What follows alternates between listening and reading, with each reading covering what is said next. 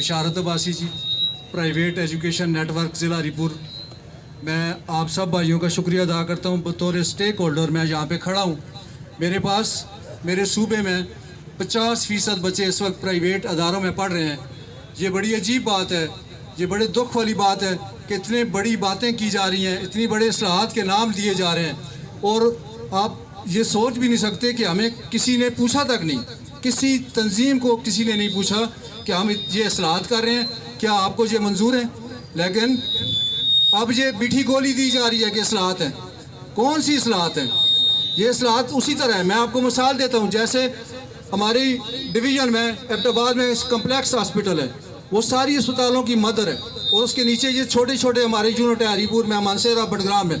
تو کیا ہمارے اسپتالوں میں جب ہم جاتے ہیں تو یہ نہیں کہا جاتا کہ اس کو ایسا ایبٹ آباد کے انچلو، ایسا کمپلیکس کے انچلو؟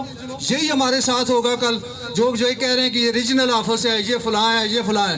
تو میں آپ سارے بھائیوں کا شکریہ ادا کرتا ہوں کہ آپ نے ہمارے بچوں کے لیے آپ باہر آئے اس دھوپ میں، اس گرمی میں۔ انشاءاللہ العزیز ہم اپنی حکومت سے گزارش کرنا چاہتے ہیں، خاص کر ہزارہ کی ممبران اسمبلی سے گزارش کرنا چاہتے ہیں کہ مہربانی کر کے اس اصلاحات کے ایجنڈے کو سمجھیں۔ یہ بین الاقوامی ڈونرز کا ایجنڈا ہے، یہ بین الاقوامی تنظیموں کا ایجنڈا ہے کہ ان کو کسی طرح ایک جگہ پہ لا کے ان کو خریدا جا سکے۔ تو میں پرائیویٹ ایجوکیشن نیٹ ورک کی طرف سے اس گورنمنٹ کے اس اقدام کی بھرپور مذمت کرتا ہوں، اور انشاءاللہ عزیز میں ہری پور کے ضلع کے عوام کے ساتھ اور سیاسی جماعتوں اور تنظیموں کے ساتھ اپنے حقوق کے لیے ہر جگہ آپ کو کھڑا نظر آؤں گا۔ بہت بہت شکریہ جی۔